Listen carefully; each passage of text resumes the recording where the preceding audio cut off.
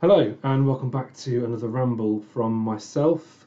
Thanks to everybody who's got in touch so far. Thanks to everybody who's been sharing the videos. I'm hoping these are useful and not a pain in the arse and are helping people in some way. So those that know the format, my name's Joe Caithness. I'm a mastering engineer based in Nottingham in the UK, and I am basically doing these unflashy, lo-fi, relaxed talking at the camera, at you, chats about mastering topics that people ask me. So it's kind of like an FAQs, but I'm trying to do it in a way that you could listen to on your lunch break or before you go to bed or whatever. I mean, that's what I do. I listen to and watch little videos of just people chatting about record collecting and philosophy and politics and stuff. And I find this format is like good for just calming down a little bit. So the topic I want to talk about today is metadata, and I'm trying to make it as untechnical as possible, and I'm trying to basically describe metadata to somebody who doesn't really want to go off and learn specifications, library standards, all that kind of stuff. But just what do we mean when we say, oh, have you got the metadata? Can you supply the metadata? That sort of stuff. So a definition of metadata that I think is easy to understand is it's basically information that describes a file. So beyond that, it can also be information which is within the file, but it's usually to describe it. It's usually something that tells you about specifications, formats, and then also provides information for library purposes. And by that I mean, artist name, album name, title, stuff that can be searched and stuff that can be exported.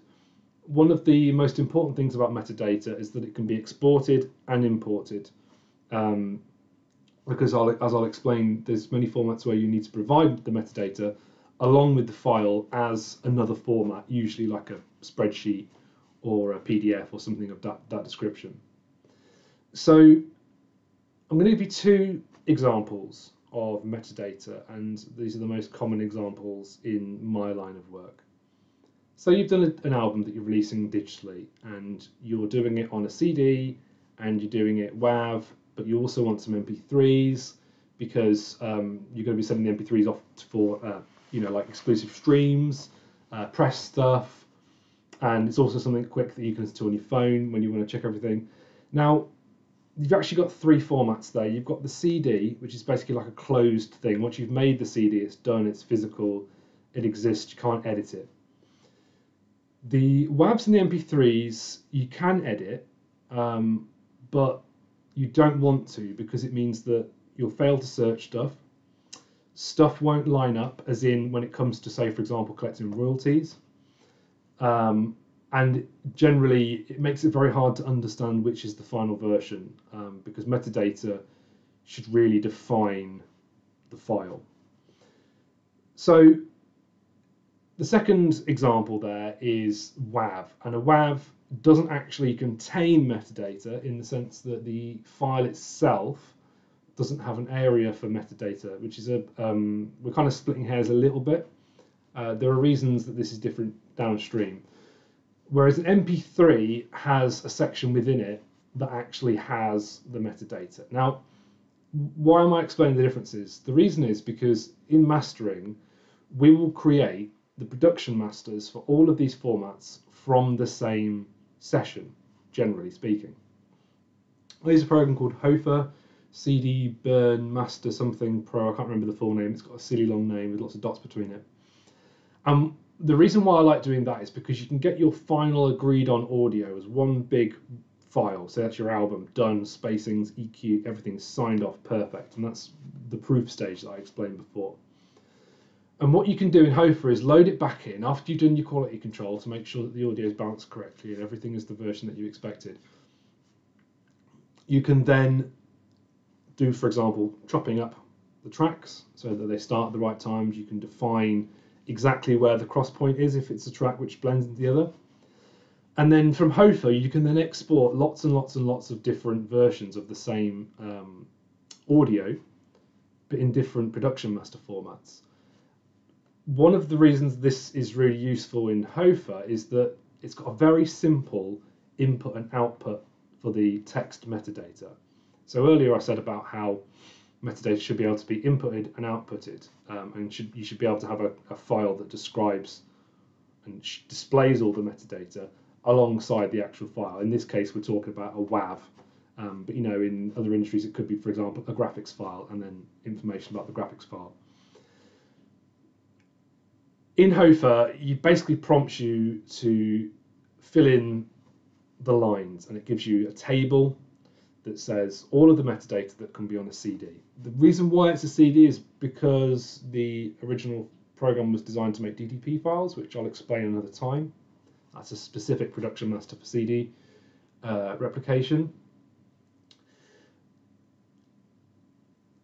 And the reason why this is so good is that we can actually import what other people have given us. So I can provide, there's one on my website, for example, a CSV and an Excel file, which will basically prompt you to put all the metadata in and make sure that everything is in the correct format. I can then put that into my program alongside the audio, and everything is being combined together, and then we can push it all back out as all these different formats, and everybody will understand what everything is. And it's just down to things like the file name formatting. So for example, if I was going to export WAVs and MP3s, it makes sense that actually the format, as in the order at which the metadata is put and how it's spaced. Is it dashes? Is it just spaces? Is it whatever, dots, full stops? To have that all the same. And then when it comes to the CD version, we can print off what's called a PQ sheet, which basically describes the information that's essentially stuck inside the CD. We can't read it per se without backwards engineering it. But we have this copy. So in the days of pre-digital distribution, what you would do is send off this sheet as an actual sheet of paper. Now we do it as a PDF file generally, or an Excel document if it's going to be further edited for some reason, or further copied and pasted for some reason.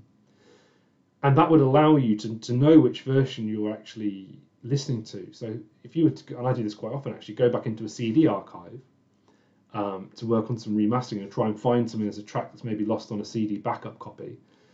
The metadata allows me to actually do that. If I didn't have that metadata, I wouldn't be able to find it. But if I can open up a CD case and I can read that this is this version, deluxe version 2001 of this album, and it had these 3 bonus tracks. I know it's the 3rd bonus track. I can confirm that it's that track, which is track 16 on the album. I can then export that, and then I've got that audio to work with. If I didn't have that sheet of information, I wouldn't be able to do that. And you can sort of apply that same future-proofing methodology, in my opinion, to digital files. Some people are very blasé about this, and I just think it takes seconds to do. So why not do it? It's providing an extra service to your clients. It gives yourself a bit of backup.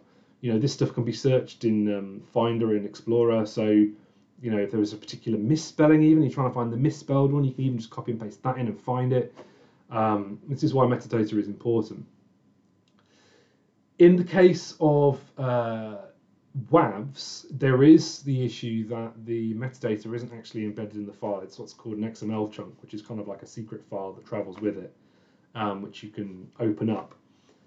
But I would say that there are several applications where it makes sense to put the metadata in the WAV. It's not physically doing that, but again, we're splitting hairs. I'm trying to make this as least untechnical as possible, despite the fact that the distributor will throw it away because it's not actually part of the WAV file.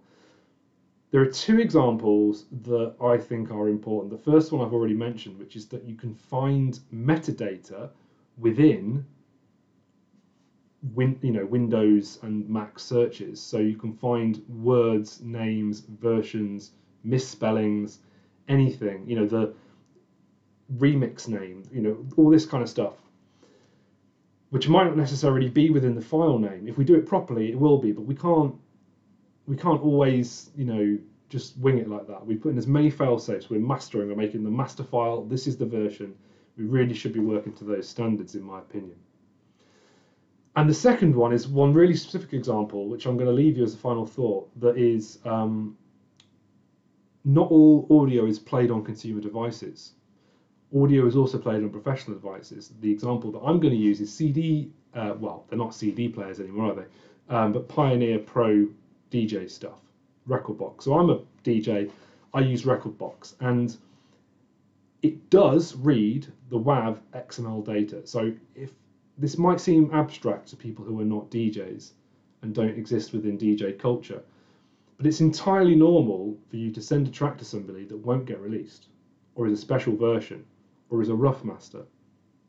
Now, if you don't put the metadata into that export, what you end up with is the file name as the type, which as the name metadata field, I should say.